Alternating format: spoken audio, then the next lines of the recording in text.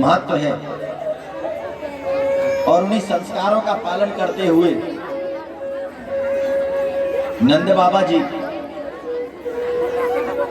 निराहार एकादशी का व्रत रहते हैं। हम लोगों के जैसे व्रत नहीं रहते। कैसे?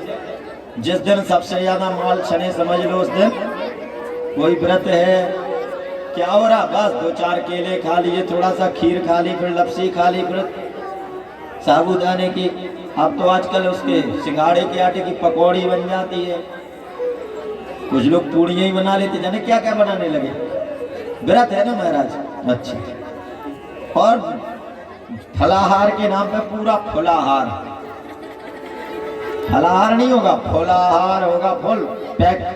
जिस दिन सबसे ज्यादा माल चलना समझ लो व्रत है। ऐसे व्रत नहीं होता, थोड़ा सा भूखे रहो। तो निराहार व्रत करते हैं नंद बाबा।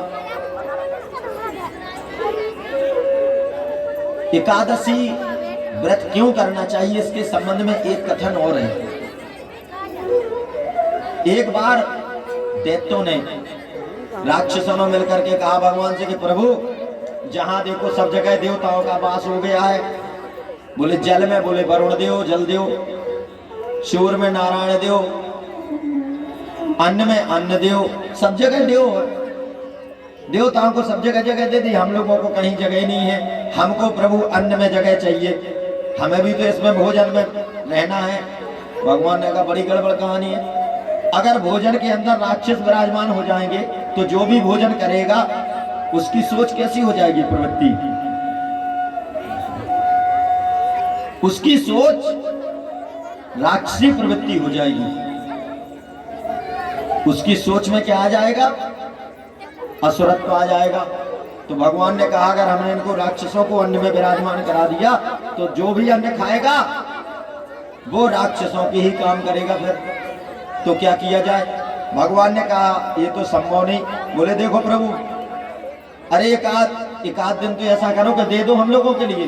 भगवान ने सोचा, बोले एक काम करो तुम, एकादशी के दिन, महीने में 2 बार एकादशी आती है, तो बोले महीने में 2 दिन हम आपको दिए देते हैं।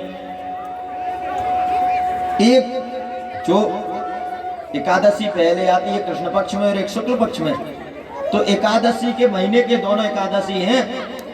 एकादशी के दिन तुम विराजमान हो जाया करो। राक्षसों से कहा, दैत्यों से, उन्होंने कहा ठीक है भगवान, बन गई बात। इसीलिए कहते हैं कि एकादशी के दिन अन्न खाना वर्जित है। यदि एकादशी को अन्न खाएंगे तो आपके अंदर असुरत्व आएगा, उस अन्न से आपके अंदर असुर पहुंचेंगे। इसलिए एकादशी के दिन फलाहार करते हैं। अन्य व्रत में जैसे सोमवार रहते हैं तो दिन में व्रत रहेंगे, रात में भोजन कर लेते। एकादशी का ऐसा नहीं होता व्रत। एकादशी का सिर्फ फलाहार करो। अब तो आजकल मोड़ी गाट इत्यादि जो भी खाते हैं, लेकिन फलाहार वाला जो फलाहार की वस्तुएं हैं उन्हीं का सेवन करें। और ये अपनी शक्ति और सामर्थ्य के अनुसार व्रत होता है, शरीर में जैसी क्षमता हो। क्यों? क्योंकि ये साधन है, और साधन होगा तो साधना हो पाएगी। कुछ माताएं बहनें यहाँ भी बहुत बड़ी गलतियां करती हैं। शरीर में तो हिम्मत है नहीं, 100 ग्राम खून है नहीं, दुबली पतली है। और महाराज सोमवार का व्रत, अब महाराज मंगल को छूट गया, बुधवार को फिर से पैट रहना है, गुरुवार को बृहस्पति देव का व्रत, शुक्रवार को संतोषी माता का व्रत, तो फिर कोई एक आध बता गया शनिवार को, तो फिर भी पता चला 4-4 दिन व्रत रह रही है। अब कल बड़े गणेश थे, फिर आज छोटे गणेश है, फिर उनके गणेश के भैया है, फिर उनके पापा जी का व्रत है, फिर उनकी मम्मी का व्रत है। अरे ठीक है, व्रत रहो, सच बता रहे, बड़ी समस्या है। माताओं बहनों को लगता है हम जितने ज्यादा व्रत रहेंगे उतना ज्यादा पुण्य पाएंगे। ठीक है, सोच अच्छी है, लेकिन जब शरीर में जितनी हिम्मत है, शक्ति है, उसके अनुसार व्रत रहो, पूजा करो, व्रत मुख्य ही रहो। और इसीलिए आपको समाधान बता रहे हैं कि बाकी व्रत ना रह सको तो कोई बात नहीं, एकादशी का प्रारंभ कर दो, सारे व्रतों का पुण्य फल आपको मिल जाएगा। सीधा सीधा काम है। और 15 दिन में एक बार करना कुल। अगले 15 दिन में। और जब कभी जन्माष्टमी पड़ती है तो जन्माष्टमी को तो शाम को तो चकाचक दे पंजीरी अठवाई सब कुछ चलता है, कोई दिक्कत नहीं। शिवरात्रि का व्रत रह लो, जन्माष्टमी रह लो, जो बड़े व्रत होते हैं मुख्य रूप से उसमें अधिकांश रहते भी हैं, बच्चे भी रहते, तो वो अनिवार्य रूप से वर्ष के लिए रह लो जो वर्ष में आते हैं। बाकी एकादशी का व्रत रहना जरूर प्रारंभ कर दें। अभी आगे आप देखेंगे कि क्या क्या।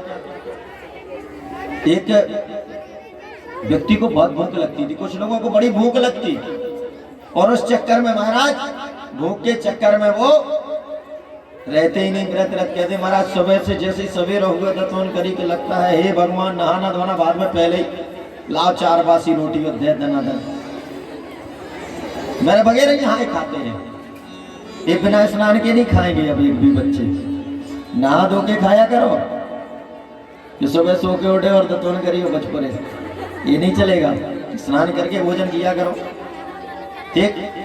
और जब स्नान किया तो 1 लोटा सूर्य भगवान को जल चढ़ा दिया, काम हो गया। जो भी चंदन टिकली रखा है सो अपने लगा लो, भगवान जी को चढ़ा दो, बस। इसी से देखना जीवन में कल्याण हो जाएगा, इतना सा पालन करना।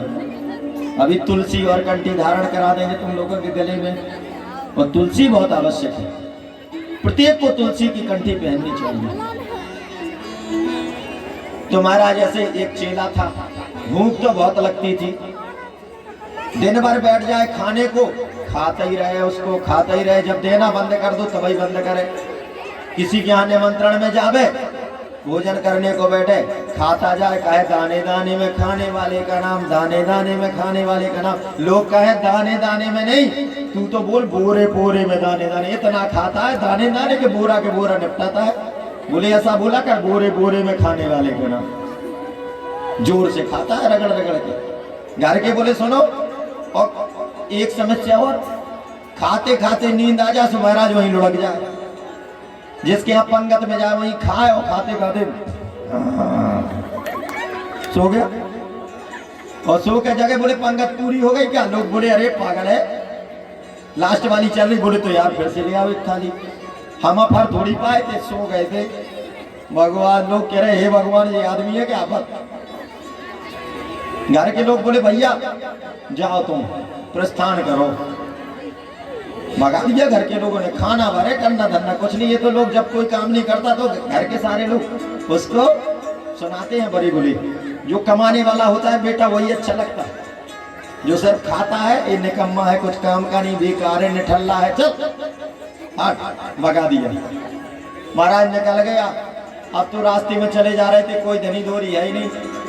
एक जगह एक बाबा जी बाहर आश्रम में बैठे थे, आश्रम था, बाहर बैठे बैठे माला जप रहे थे। सोचा जब कोई नहीं मिलता तो लोग कहते हैं कि जब कहीं शरण न मिले तो भगवान की, चलो यही संत भगवान है, नहीं भी शरण में जा रहे। गए महाराज जी, राम राम, जय श्री राम, बताओ। अरे महाराज जी कुछ नहीं, आपके आश्रम में रुकने की व्यवस्था हो जाएगी क्या? कोई बात नहीं, यहाँ तो आओ। महाराज जी हमें भोजन पानी भी मिल जाएगा, बिल्कुल जो प्रसाद बनता है आप भी पा लेना। तो महाराज जी पा तो लेंगे, लेकिन हमारी एक समस्या है। क्या है भैया? महाराज जी हमें थोड़ा भूख ज्यादा लगती है। ठीक है थोड़ा ज्यादा खा लीजिए महात्मा सीधे सज्जन। तो महाराज जी आप पंगत कितनी बार होती है? बोले 5 बार होती है। बोले महाराज 5 पंगत में बैठ लें तो? बाबा जी बोले इतना खाते हो? अरे बोले क्या बता। बोले ठीक है बैठ जाना, 5 में बैठे रहना। ठीक, काम क्या करना पड़ेगा? बोले कुछ नहीं, थोड़ा झाड़ू वाड़ू लगाना हो लगा दिया करो, राम राम जपा करो, माला लेके भगवान का भजन करो। आश्रम में कुछ गैया हैं तो गौ सेवा कर दिया करो। गौ सेवा करना सबसे बड़ा पुण्य का काम है। जी महाराज कर दिया करेंगे, मरते क्या ना करते, पेट पालना है तो अब तो करना ही पड़ेगा कुछ। तैयार हो गया महाराज। अब रोज तो 5-5 पंगतें हो, बढ़िया बैठ जाए, इस पंगत से निपटा, अगली पंगत में उससे निपटा, और एक के बाद पंगतें निपटा रहा। एक दिन महाराज उसने देखा कि कहीं चूल्हा ही नहीं परचा, इधर गया उधर देखा, ये भगवान। महंत जी के पास आया, बोले महाराज जी, बोले क्या? बोले आप तो बहुत गड़बड़ है। बोले क्या है? बोले सब बैठे बैठे माला सटकाए रहे, ना वहां पे चूल्हा परचा, ना कुछ हुआ, कोई काम नाम दिखाई नहीं रहा। अरे बेटा हम तुम्हें बताना भूल गए, हम बताना भूल गए। क्या? आज एकादशी है तो महाराज क्या होगा, एकादशी है तो खाना पीना नहीं बनेगा, क्या हड़ताल है? अरे बोले हड़ताल नहीं होती है, एकादशी में अन्न नहीं खाते। हे भगवान, ये तो महाराज बड़ी आफत हो गई। क्यों महाराज जी, हम तो आ जाएंगे होंगे, फिर हम तो भूख के बिना एक दिन मुश्किल, 1 घंटा मुश्किल से कटता हमारा, तो तुम एक दिन नहीं भूखे रह सकते हो। हाँ महाराज, मर जाएंगे हम तो। बाबा जी ने कहा ठीक है चलो, अभी आदत नहीं, एक काम करो भाई, आश्रम में तो बनेगा नहीं, नियम है, तो महाराज कोई उपाय बताओ। बोले एक काम कर लो, आटा वगैरह जो भी है, रामरस गुड़ इत्यादि भंडारी से कहा इसको दे दो, और जाके नदिया के पार वहां जंगल में चले जाओ, वहां बना लेना। बना लोगे? बोले अब बना ही लेंगे, जब खाना है तो जैसे बनेगा बना लेंगे। और बोले वहां लेके जाओ और बना लेना, और बना करके भगवान को भोग लगा देना। तो भोग लगा दोगे ठाकुर जी को, राजा राम जी को, तो फिर वो प्रसाद बन जाएगा, तो पाप नहीं लगेगा, तो प्रसाद मान करके फिर पा लेना।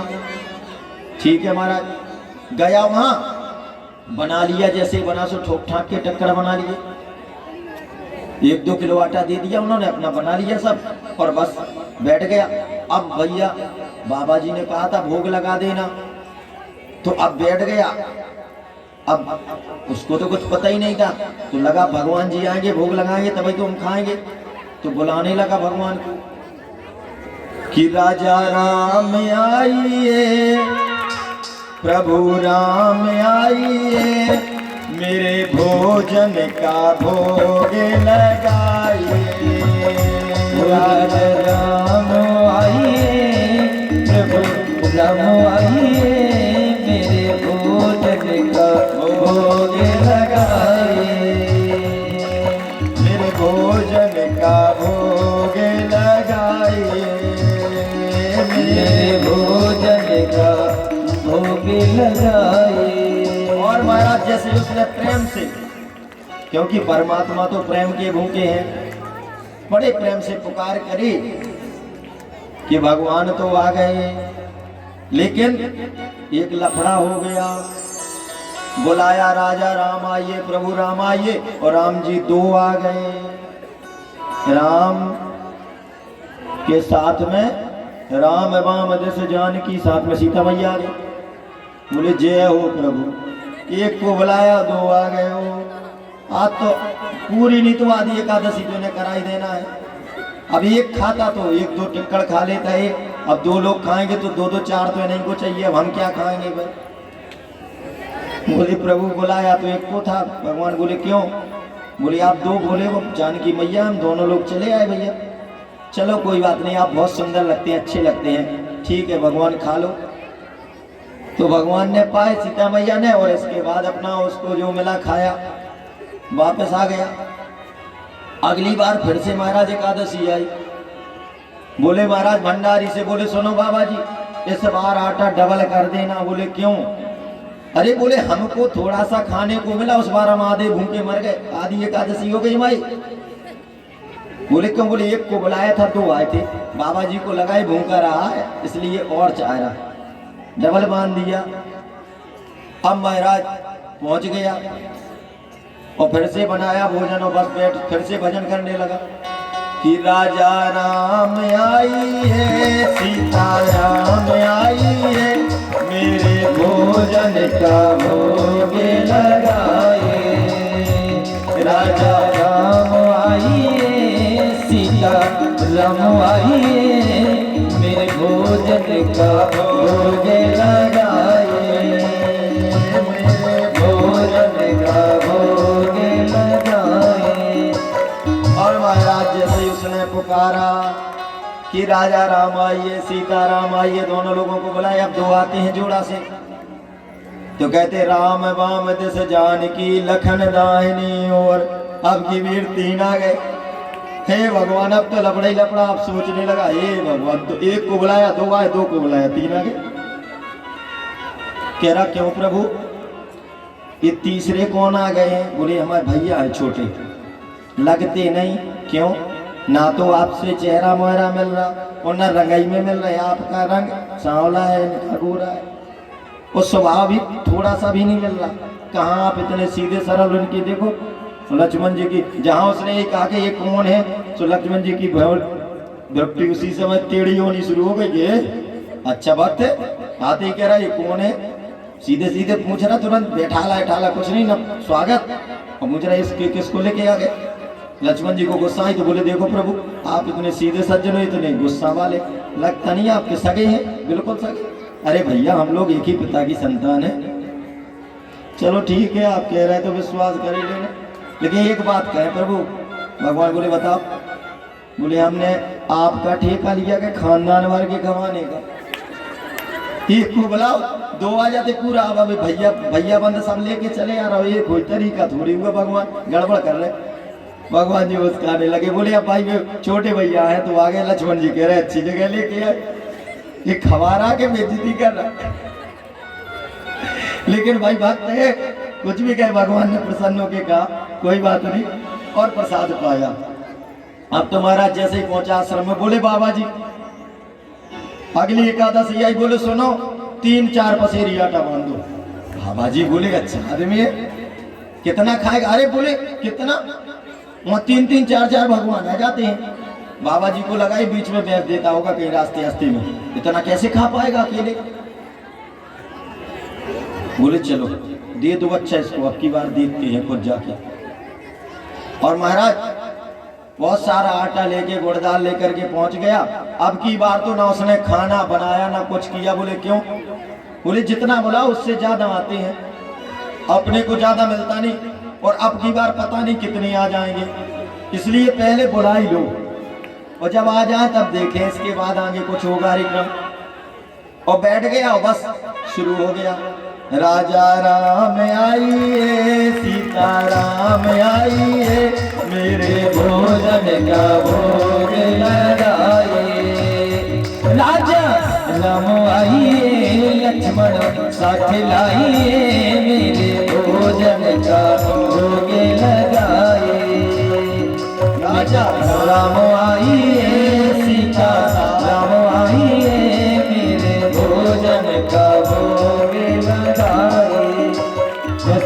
और महाराज तो बहने भूमिका और प्रतिमा जो कृष्ण और रुक्मणी वो कहाँ चलेंगे, उनको बहनों को जहाँ भी हो खड़ी हो जाएं। अभी बहुत समय है, भूमिका और प्रतिमा दे दो ठीक है। तो अब महाराज जैसे ही पुकारा कि पूरा राम दरबार प्रकट हो गया, साथ में हनुमान जी महाराज भी आए गए। बोले हे भगवान, और आंखें बंद किए हुए बैठा, देख रहा इतना बड़ा परिवार, और साथ में बंदर 15 इंसानों की तो छोड़ दो, इस बानर को भी लेके आ गए।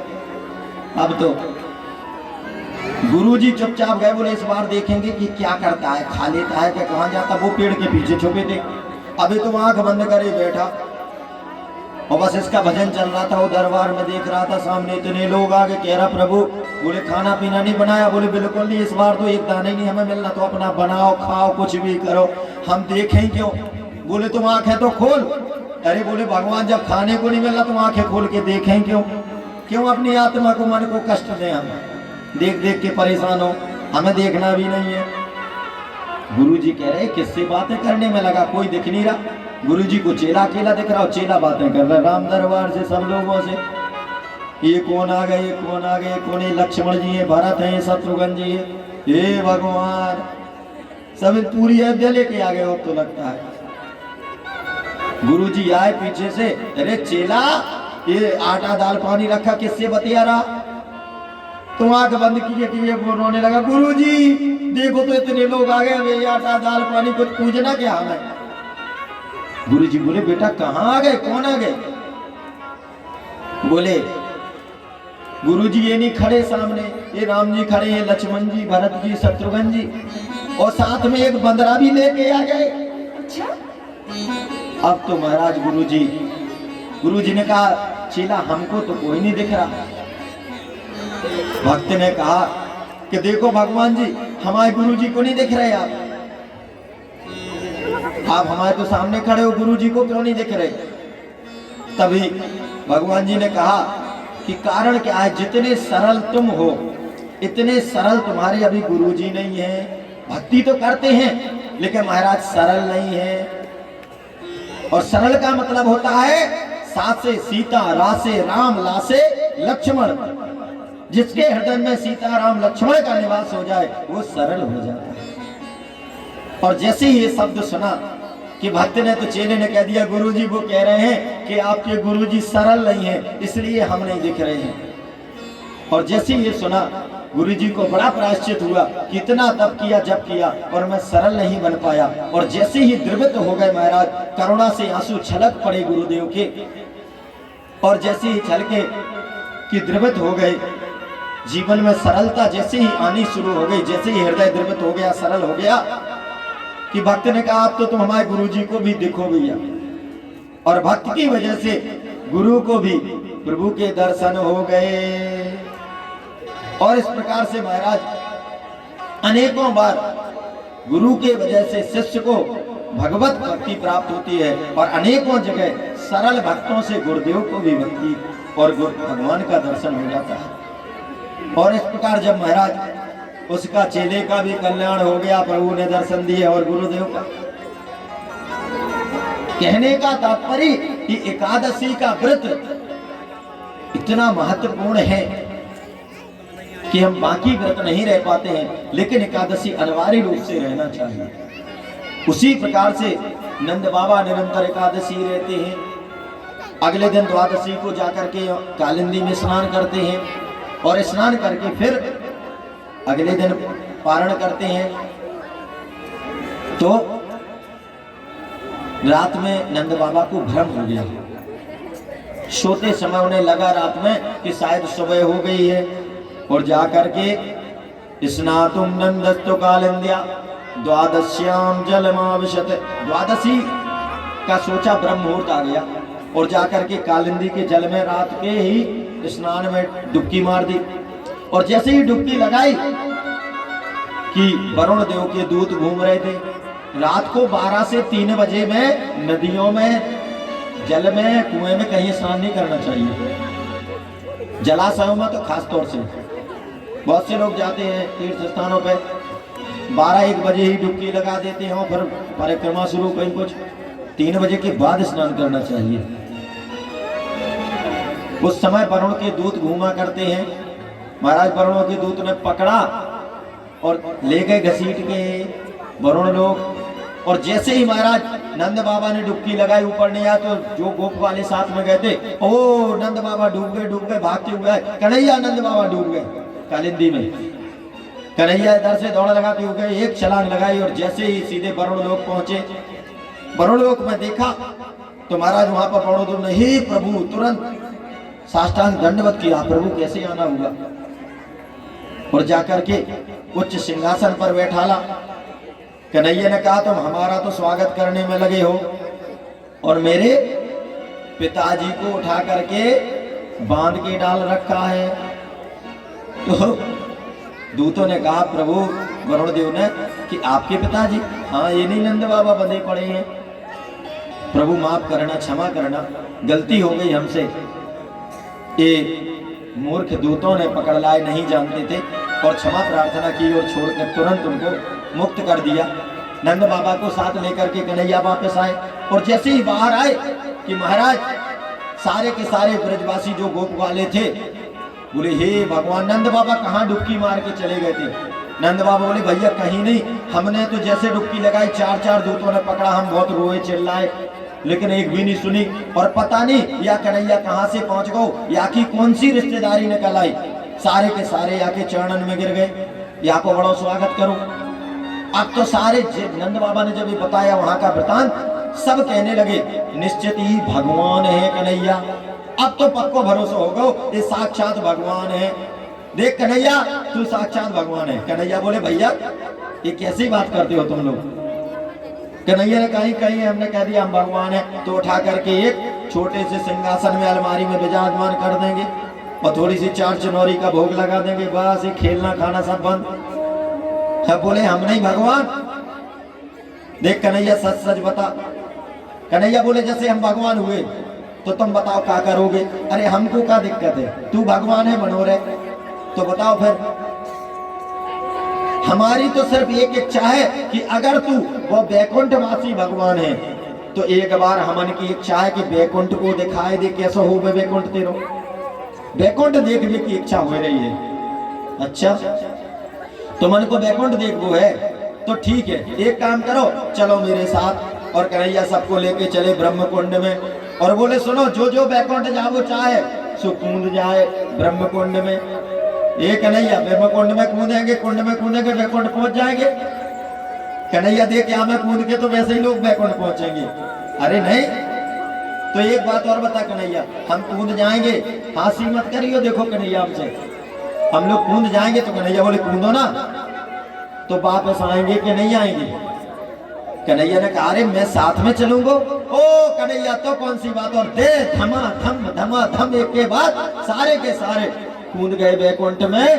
जैसे ही ब्रह्म कुंड में कूदे कि महाराज पहुंच गए बैकुंठ में। और जैसे ही बैकुंठ में पहुंचे कि वहां क्या देखा, वहां पर बहुत सुंदर दृश्य है, अद्भुत बैकुंठ का। अब सब इधर उधर घूम रहे हैं, बोले भैया यहाँ पे विदेश को काम, बाहर को काम पता तो है ना, तो अपने कन्हैया को देखो कोई रास्ता बतावे वाला हो। तो वहां पर कुछ पार्षद खड़े थे, पार्षदों से पास में गए ब्रजवासी, बोले भैया जी राम राम। और जैसे ही भाई कहा भैया जी राम राम, तो उन्होंने मुंह पे उंगली रख के कहा मौना मास्ताम, चुप। ये भगवान बड़ा विचित्र बैकुंठ, यहाँ को उकालते राम ही राम ना करे, बड़ा खतरनाक काम। चुपचाप खड़े हो गए। अब सब इधर उधर देख रहे हैं, कन्हैया कहीं नजर नहीं आ रहा। थोड़ी देर बाद एक को नजर पड़ी, ओ देख देख वो बैठो कन्हैया। हे भगवान, देखो तो 1000 फन वाले शेषनाग के ऊपर बैठ गए। या कन्हैया को भी गजब है, 100 फन वाले कालिया के ऊपर नृत्य कर रहे हो, तो आज 1000 फन वाले के ऊपर बैठ गए। चलो कन्हैया से अपने मिलते हैं। और जैसे ही 2 कदम आगे बढ़े के पार्षदों ने कहा चुप खड़े रहो, कोई आगे कदम नहीं बढ़ाएगा। अब तो महाराज सब खड़े, कोई हिलने नहीं दे रहा। थोड़ी देर में देखा कि अरे देखो देखो 3-3 मूड वाले यहाँ चले आ रहे, शंकर जी भगवान आए। और पंचमुखी 5-5 मूड वाले चले आ रहे, सदानंदी 6-6 सिर वाले चले आ रहे हैं, 4-4 सिर वाले ब्रह्मा जी आ गए, 4-4 हाथ वाले चले आ रहे। ब्रह्मा जी, महेश भगवान, ये सभी चले आ रहे हैं। शेष शारदा से लेकर सभी लाइन लगाए हुए चले जा रहे हैं। हे भगवान, यहाँ पे तो सब लाइन लग के जा रहे हैं, मिल रहे हैं वहां, देखते रहे।